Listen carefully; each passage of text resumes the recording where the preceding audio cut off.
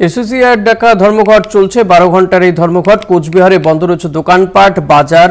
ধর্মঘটের সমর্থনে সুনীতি রোডে মিছিল করে এসোসিয়াই কর্মী সমর্থকরা। এমজেএন মেডিকেল কলেজে গেটের সামনে মিছিল আটকায় পুলিশ। এসোসিয়াই সমর্থকরা বচসায় জড়িয়ে পড়ে, ধস্তাধস্তিতে জড়িয়ে পড়েন তারা। আটক করা হয়েছে 14 জনকে, যে ছবি আপনারা দেখতে পাচ্ছেন।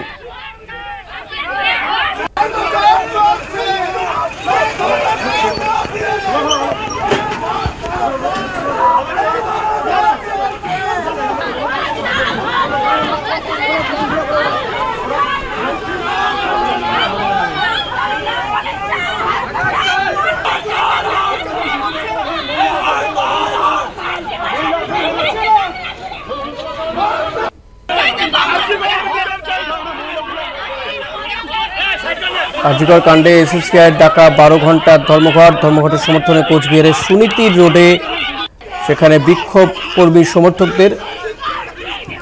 কোচবিহারে দোকানপাট, বাজার বন্ধ রয়েছে। সুনীতি রোডে মিছিল করে এসোসিয়াই কর্মী সমর্থকরা। এমজেএন মেডিকেল কলেজের গেটের সামনে মিছিল আটকায় পুলিশ। এসোসিয়াই সমর্থকরা বচসায় জড়িয়ে পড়েন। রবিউল হোসেন রয়েছেন। রবিউল, এখন এই এলাকার কি পরিস্থিতি এবং ঠিক কি ঘটেছিল তখন?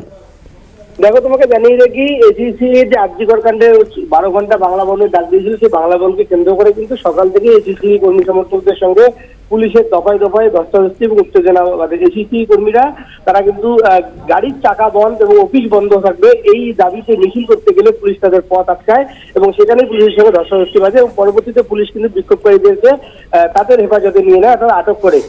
তোমাকে জানিয়ে রাখি, মূলত কিন্তু এসিসি এই যে বিক্ষোভের এবং এই যে তাদের যে বন্ধ, কোচবিহার জেলায় মিশ্র প্রভাব পড়লেও কোচবিহার জেলার মূলত 3টি এলাকা বলতে গেলে কোচবিহার সদর, দিনাটা এবং মাথাভাঙা, এই 3 জায়গাতে সব থেকে বেশি প্রভাব পড়েছে।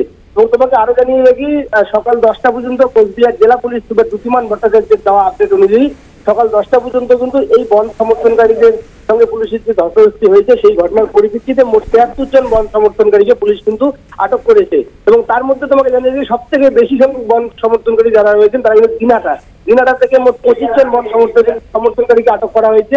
অপরদিকে কোচবিহার থেকে কিন্তু 18 জনকে এবং মাথাভাঙা থেকে 11 জনকে আটক করা হয়েছে এবং জেলার বাকি জায়গা থেকে কিন্তু অল্প কিছু সংখ্যক কর্মী আটক করা হয়েছে। এই মুহূর্তে তোমার যেটা খবর তোমাকে জানিয়ে রেখে, এই মুহূর্তে মোটামুটি শান্ত রয়েছে এবং যদিও জেলায় বেসরকারি যে পরিবহন সংস্থা রয়েছেন তারা পরিষেবা বন্ধ রাখলেও এনবিএসটিসি কিন্তু তাদের পরিষেবা চালাচ্ছে। এবং এনবিএসটিসি যিনি চেয়ারম্যান রয়েছেন পার্থপ্রতিম রায়, তিনি কিন্তু জানিয়েছেন, তিনি আজকে ডিপো যখন ভিজিট করেছিলেন কোচবিহারের সেন্ট্রাল টার্মিনাল, তিনি ভিজিট করে কিন্তু সাংবাদিকদের মুখোমুখি জানিয়েছেন, যেহেতু বেসরকারি পরিবহন সংস্থার পরিবহন বন্ধ রয়েছে তাই কিন্তু এনবিএসটিসি যাত্রী পরিষেবার ক্ষেত্রে বাস চালাবে। অপরদিকে তোমাকে জানিয়ে রাখি, কোচবিহার সহ দিনাটা, মাথাভাঙা সহ জেলার বিভিন্ন জায়গায় ছোট ছোট যে দোকানপাট রয়েছে সেগুলো খোলা থাকলেও বন্ধ রয়েছে কিন্তু বিভিন্ন বহুজাতিক সংস্থা, যে শপিং মল থেকে শুরু করে বড় বড় যে সংস্থাগুলো রয়েছে তারা কিন্তু বন্ধের প্রভাবে তারা কিন্তু দোকানপাট বন্ধ রয়েছে। তবে অফিস যে আছে, অফিস কিন্তু একেবারেই সচল রয়েছে।